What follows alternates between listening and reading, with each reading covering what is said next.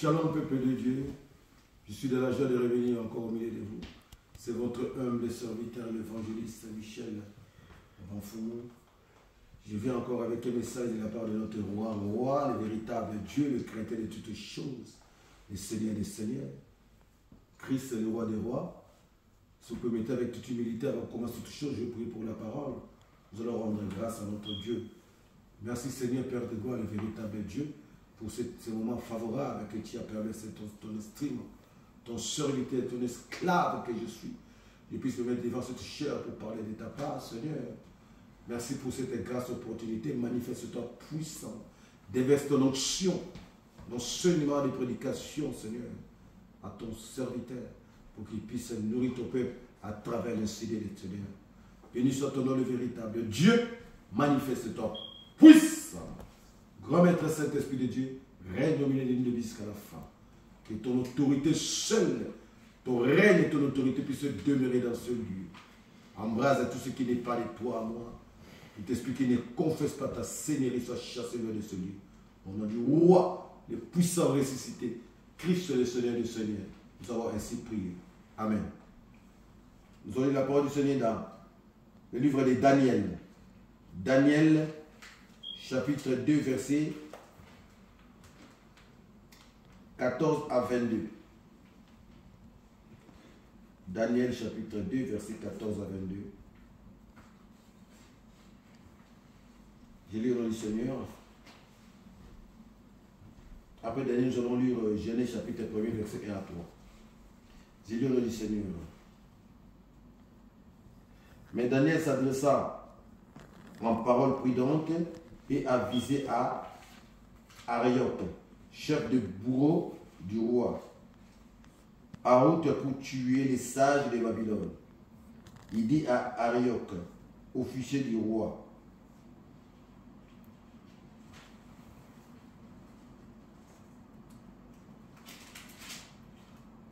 pourquoi le roi a-t-il rendu si pressant le décret? Arioch raconta la chose à Daniel. Et Daniel s'en alla demander au roi de lui accorder un délai pour lui permettre de découvrir au roi son interprétation. Daniel rentra dans sa maison et fit part de la chose à Ananias, Misaël et Azarias, ses compagnons. Les engagea à implorer la miséricorde du Dieu du ciel au sujet de ces mystères, pour qu'il soit épargné à Daniel et à ses compagnons de périr avec les autres sages de Babylone. Alors le mystère fut révélé à Daniel dans une vision nocturne, et Daniel fit bénédiction sur le Dieu du ciel. Daniel prit la parole et dit, que soit le nom de Dieu béni de siècle en siècle, car à lui la sagesse et la force, celui qui fait alterner, période et temps, qui fait tomber les rois, qui établit les rois, qui donne aux sages la sagesse et la science à ceux qui savent discerner. Lui qui relève la profondeur et secret, connaît ce qui est dans le ténèbre, et la lumière réside auprès de lui. Genèse chapitre 1er, verset 1 à 3. Au commencement, Dieu créa les cieux et la terre.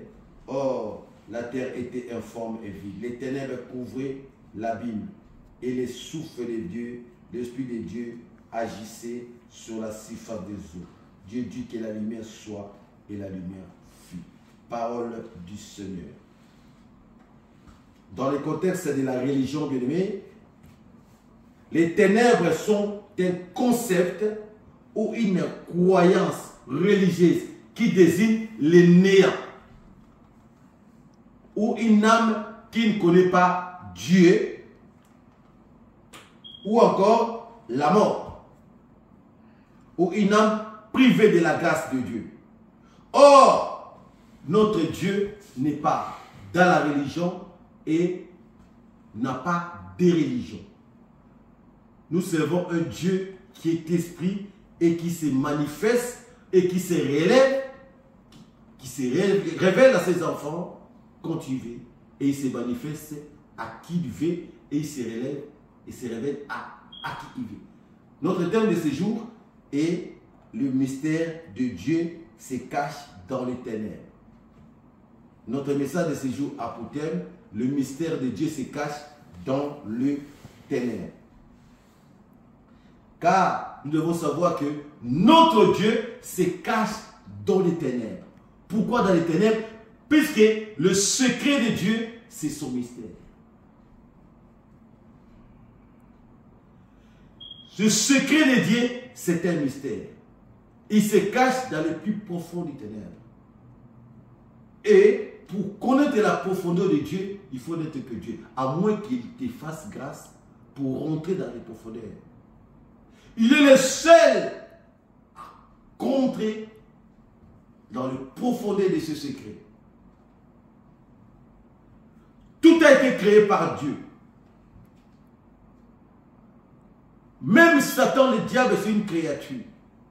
Le monde et tout ce qui se renferme est sous l'influence du malin, mais ne peut en aucun cas être sous sa domination ou sous son contrôle. Je parle de Satan, le diable. Pourquoi? Parce que Satan, c'est une créature, comme je venais de dire tantôt. Une créature ne peut pas avoir le contrôle de la création qu'il n'a pas créée. Seul le créateur a le contrôle, l'autorité, la domination sur la chose qu'il a créée. Le monde est sous l'influence de l'ennemi, certes, mais il n'est en aucun cas sous la domination ou sous la puissance, nous sous l'autorité de l'ennemi, mais le monde est sous l'autorité du Saint-Esprit. Le monde est sous le contrôle du Saint-Esprit. Même le diable n'est pas au contrôle de sa propre nature, puisque sa propre nature est dirigée par Dieu. Vous serez étonné d'entendre cela. Satan, le diable, n'est pas au contrôle de sa propre nature, que personne ne vous trompe. Seul Dieu est au contrôle de toutes choses, de toute la création et de la nature de la création. Pourquoi de la nature? Il ne peut pas être au contrôle de sa nature parce qu'il ne sait pas quand c'est cela, il peut être détruit. Il peut connaître un peu de temps, mais il ne sait pas exactement quand. Il ne sait pas de quoi réellement qu'il a été fait. Donc nous servons un Dieu qui est mystérieux. Il y avait à Babylone, à l'époque du roi Nabuchodonosor, à l'époque du roi Joachim, qui était roi de Juda, l'Éternel avait livré, à cause de ses pratiques, de sa désobéissance, l'Éternel avait livré Juda, ainsi que tous ses biens entre les rois Nabuchodonosor. Nabuchodonosor, c'était un roi qui était coriace, qui était furieux. Et il avait tué, décapité le roi du roi, crevé ce jeu et amené, il avait envoyé à ses serviteurs de prendre quelques enfants hébreux, ceux qui étaient de la bonne famille, qui avaient une bonne éducation, et de les amener à Babylone pour les former et qu'ils soient auprès du roi comme des conseillers. Et un jour, il a amené, c'est dans ce groupe-là, il y avait Daniel avec ses trois compagnons, Sadrach, Meshach et Abed-Nego. Et dans ce groupe-là, il est arrivé un jour où le roi Nabuchodonosor avait fait un songe ou un rêve. Et c'était un rêve tellement compliqué et ça l'avait tourmenté toute la nuit. Mais subitement, quand il s'est réveillé le matin, il ne s'est rappelé plus du rêve. Qu'est-ce qui s'est passé? Il a appelé ses magiciens, c'est ça qu'on l'appelle, mais c'était ses magiciens. Parce que à l'époque, ils étaient entourés des magiciens, en les demandant de lui donner, non seulement de lui dire les rêves qu'il arrivait et de donner l'explication. Donc il faut être que Dieu pour révéler cela. Et ce qui s'est passé, les mages, ces sages, ils étaient dans la capacité de dire au roi exactement qu'est-ce qu'ils ont, comment on appelle, qu'est-ce qu'ils ont, comment on appelle, rêvé. Et le roi était tellement furieux, en colère, il a dit, il va exterminer tous les sages de Babylone. Pourquoi? Il leur a donné un temps qu'ils n'ont pas pu lui révéler cela. Et le roi était tellement furieux, il a dit, dans ces cas, je vais exterminer tous les sages de Babylone. Et Daniel a été fait part de la chose. Il est parti courir pour voir le roi, pour implorer sa grâce, lui demander au roi si le roi peut leur accorder lui donner un peu de temps et il va révéler la chose au roi. Ce n'est pas lui, mais il va implorer la miséricorde de notre Dieu pour qu'il révèle cela. Et le roi lui a accordé ça et il est parti associer ses compagnons parce qu'eux aussi ils étaient dans les lots. Donc le roi avait donné l'ordre qu'on décapite tout le monde, ainsi que Daniel et ses 3 compagnons. Daniel a associé ses compagnons, ses 3 compagnons, ils sont partis implorer la miséricorde de Dieu. Mais ce qui est caché dans le secret, Dieu se cache même.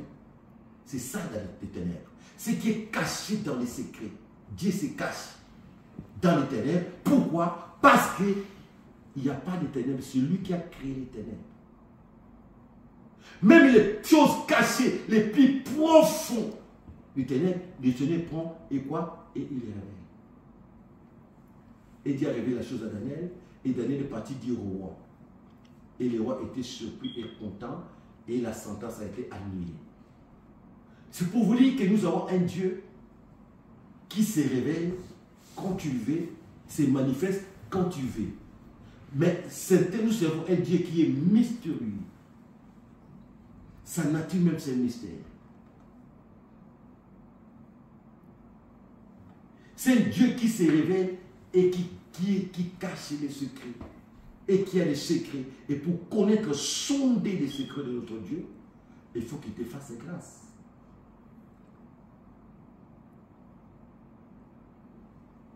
Le secret de notre Dieu se cache dans les profondeurs du ténèbre. Pourquoi? Parce qu'il est la seule ou le seul qui peut révéler cela et il est le seul qui peut donner la solution à tout. Ou qui a la solution à tout. Le mystère de Dieu se cache dans les ténèbres. Le mystère de Dieu se cache dans les ténèbres. Donc nous servons un Dieu qui se révèle, et se cache en même temps. Il se révèle et se cache. Pourquoi? Il se révèle à qui il veut et il se cache à qui il veut. C'est-à-dire, là où on l'attend, il n'est pas là. Mais là où on ne l'attend pas, il apparaît, il agit, il se manifeste. Tu attends le matin, il vient le soir. Tu attends le soir, il vient le matin. Le matin, il vient à midi. Un Dieu de multisystème. Parce que si Dieu commence à révéler tous ces secrets, c'est qu'il n'est plus encore, il n'est plus Dieu. Le mystère de Dieu, personne ne peut les connaître. Personne ne peut les comprendre. Seul est lui-même. Parce que là où l'homme, où les humains, les hommes s'arrêtent, c'est là où le Dieu commence. La parole du Seigneur nous dit ceci. Invoque-moi et je te répondrai. Je te montrerai les choses cachées. Des grandes choses. Les choses cachées. Nous sommes bien dans le livre de Jérémie. Jérémie chapitre 33, verset 3. Jérémie chapitre 33, verset 3. Invoque-moi et je te répondrai et je t'annoncerai des grandes choses. Des choses cachées. Invoque-moi. Si tu l'invoques, il a dit quoi? Il te répondra et il t'annoncera des grandes choses.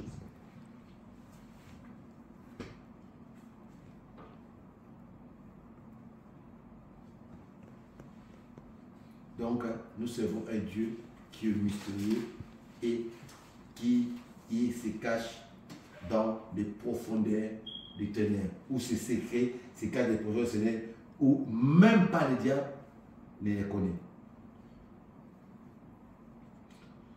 Donc, comme je disais tantôt, la profondeur de notre Dieu, ainsi que sa connaissance, se cache dans les ténèbres où personne ne peut y entrer ou y accéder.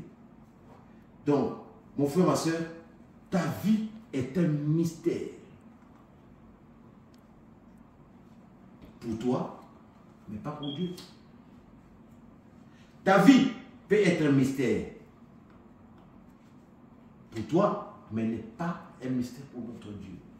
En d'autres termes, ta vie, il peut t'impressionner. Tes problèmes peuvent te surpasser. Tes problèmes peuvent te dépasser.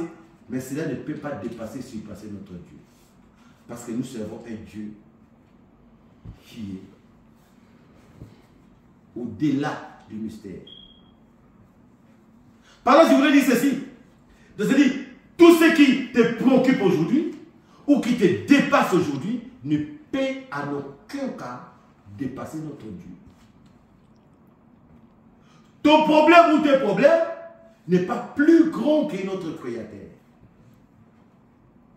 Tes soucis, tes préoccupations n'est pas plus grand que notre Dieu. Parce qu'il est la solution à toutes choses. Il est les réponses, il a la réponse à toutes les questions. Mais il te suffit à quoi? À toi quoi? De croire et d'obéir. Parce que nous servons un Dieu qui aime les enfants fidèles et obéissants. Mon frère, ma soeur, qu'est-ce qui te dérange ces jours? Tes problèmes, tes soucis, tes préoccupations n'est pas plus que ton Créateur. Notre Dieu aime les enfants obéissants. Notre Dieu aime les enfants fidèles. Vous savez, je dis une chose. Ce qui rend une personne pure,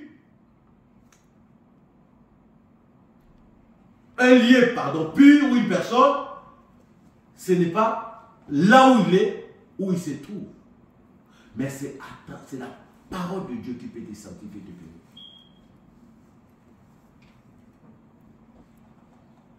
Vous savez, un jour, Moïse, quand il était à Cavale, il s'est retrouvé au pays des mendiants. C'est les Madianites. C'est son beau-frère Jéthro, le père de Séphora, sa femme. Et la présence de Dieu s'est manifestée dans la montagne. Et Moïse, par sa curiosité, il a voulu aller voir et attendez, il voit qu'il a appelé dans la montagne. Il s'est approché. Je veux vous rassurer, bien aimé, notre Dieu n'habite pas dans la montagne. Notre Dieu habite le ciel. Notre Dieu n'habite pas la montagne comme j'entends d'autres dire que notre Dieu à l'époque habitait dans les montagnes. Non. Dieu habite le ciel. Nous sommes 116, 15.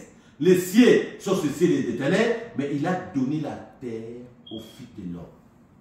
Il a donné la terre, dans d'autres versions on dit, il a donné la terre au fils d'Adam. Dans d'autres versions on dit, il a donné la terre aux fils des hommes qui nous sommes. Fils de l'homme. Donc, quand il s'approcha, qu'est-ce qui s'est passé? La voix de l'Éternel, il a vu un buisson en dents en train de briller. Et le buisson ne se consumait pas. Et une voix sortait du buisson pour dire, ôte tes souliers, ôte tes sandales. Dans le désert, Dieu n'habite pas dans le désert. Dans la montagne, Dieu n'habite pas la montagne. Mais qu'est-ce qui a rendu ce lieu pur? C'est la parole que l'Éternel a sortie. Ôte tes sandales, car le lieu où tu te trouves, c'est un lieu pur. Subitement, la présence de Dieu rend la chose pure. La présence de Dieu rend la chose sacrée. Peu importe, mon frère, ma soeur, ta nature avant, peu importe ce que tu as fait avant, ce qui compte, c'est de t'avancer auprès du Seigneur, de donner ta vie à Christ et de repentir sincèrement et Dieu te rendra pur. Tel que soit le fardeau du péché que tu as. Il te suffit de croire et de croire sincèrement au Créateur, il te rendra pur. Et Dieu se manifestera et il habitera en toi. Donc, Dieu a rendu ce lieu, le mot de Sinaï, pur, sacré, parce que sa présence était là. Et sa parole l'a rendu pur. Moïse était embarrassé, tourmenté. Il savait quoi faire par rapport à la mission qu'Éternel lui avait confiée. Parce qu'il a fui Pharaon, il savait que Pharaon était un roi furieux, il voulait les tuer. Il a posé la question à Dieu. Si on me demande qui es-tu? Écoutez la réponse du Seigneur. Je suis celui qui suis. Bien-aimé, notre Dieu n'a pas de limite. Il est l'omnipotent, il est l'omnipotent, Dieu tout-puissant, il est l'omniprésent. Il est en même temps présent. Il est l'omniprésent au passé, il est l'omniprésent au présent, il est l'omniprésent au futur. Au passé, il est présent, au présent, il est présent, au futur, il est présent. Il est l'omniscient au passé, il est l'omniscient au présent, il est l'omniscient au futur. Il n'y a pas de conjugaison avec Dieu ni les temps.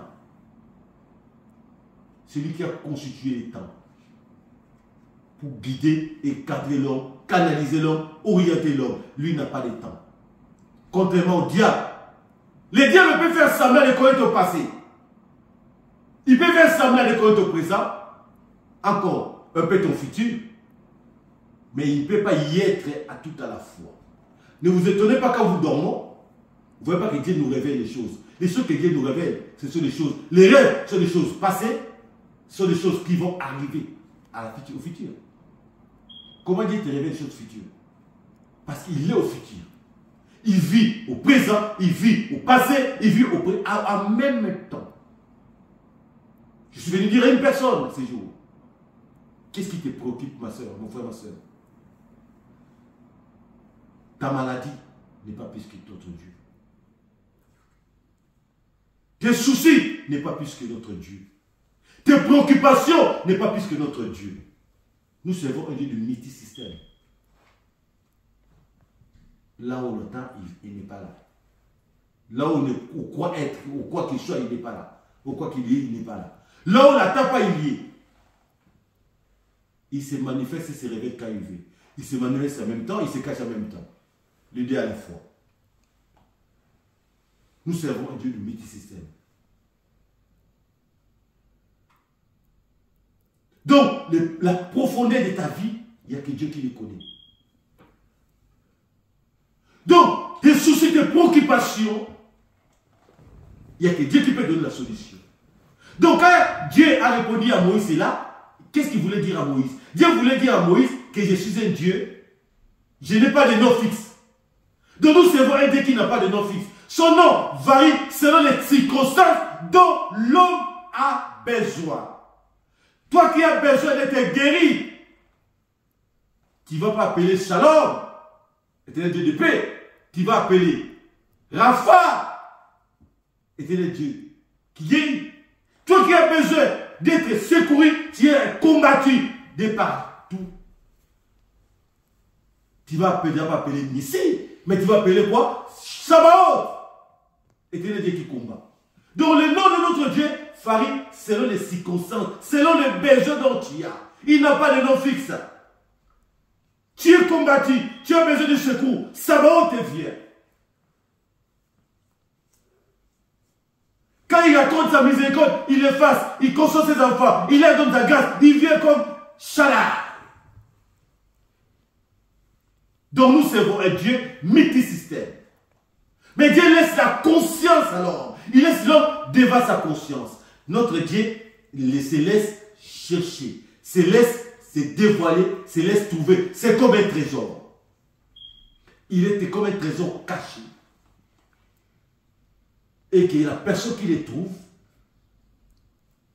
devient riche et énormément riche et vivra dans le bonheur toute sa vie. C'est pareil qu'avec notre Seigneur. Il se laisse révéler, mais il se laisse trouver. C'est à toi de faire un pas de le chercher. Cherches-tu réellement ton Dieu? Dieu laisse l'homme avec sa propre conscience.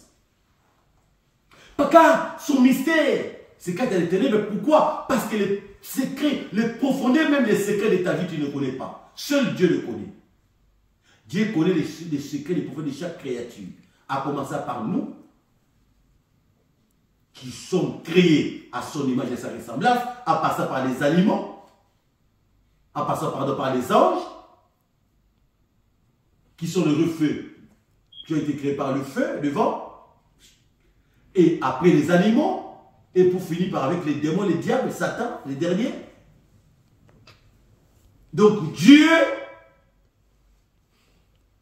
connaît la profondeur de la créature, l'existence de tout un chacun. Personne ne connaît et qu'au courant de sa propre nature, si ce n'est que l'Éternel des armées. Je suis venu dire à une personne ces jours. Quelque chose qui te dérange, mon frère, ma soeur, qu'est-ce qui te dérange dans la vie? Parce que tu cherches un Dieu multisystème. Appelle-lui par son nom. Le nom à chaque problème, Dieu a un nom pour chaque problème. Et ce nom, c'est la solution. Qu'est-ce qui te préoccupe, mon frère, ma soeur? Qu'est-ce qui te dérange, mon frère, ma soeur?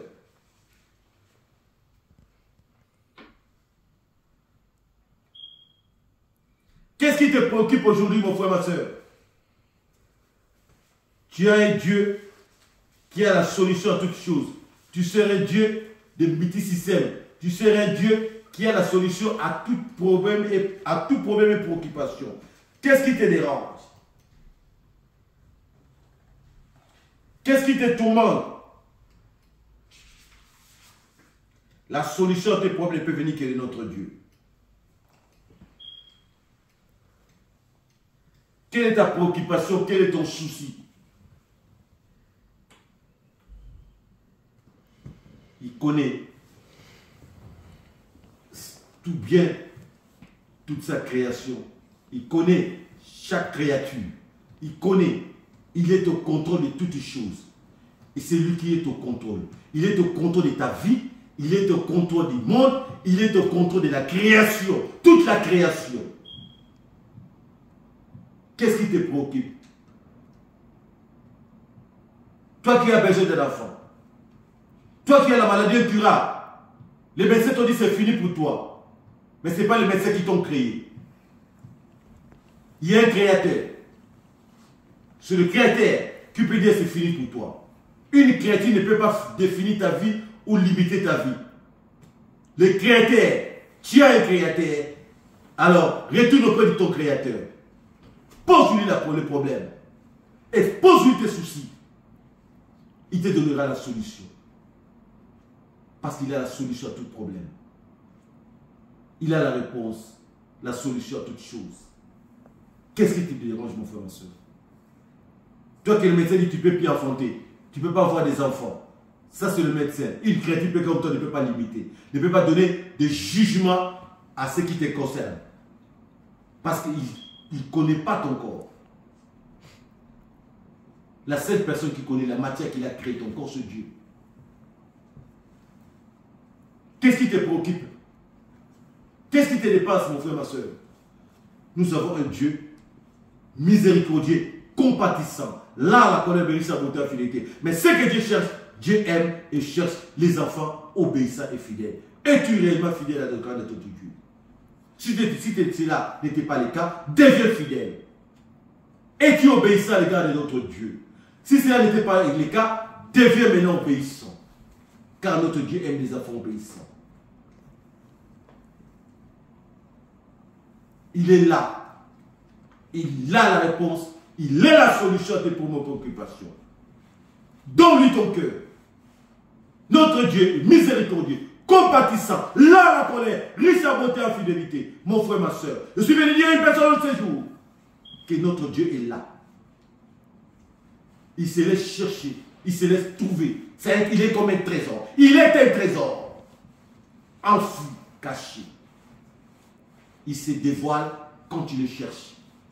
Quand il te poumonne. C'est comme les gens qui vont chercher du trésor. La chasse au trésor. Ils font des sacrifices pour chercher le trésor. Il faut des sacrifices. Il faut des sacrifices. Alors, fais des sacrifices. Avance. Cherche ton Dieu avec un cœur sincère. Cherche réellement ton Dieu. Si tu es chef, il va se manifester. Et une fois que tu découvres et que le trésor qui est notre Dieu, le Seigneur, à travers son Fils Christ, notre seul Seigneur et Sauveur, pourquoi? Et tu as la solution, et tu auras la solution, tu auras la réponse à toutes tes préoccupations, à tous tes problèmes, car Christ est le trésor qui donne la joie, qui donne la paix, qui donne tout ce dont l'homme a besoin pour l'éternité. Que Dieu vous bénisse et bénisse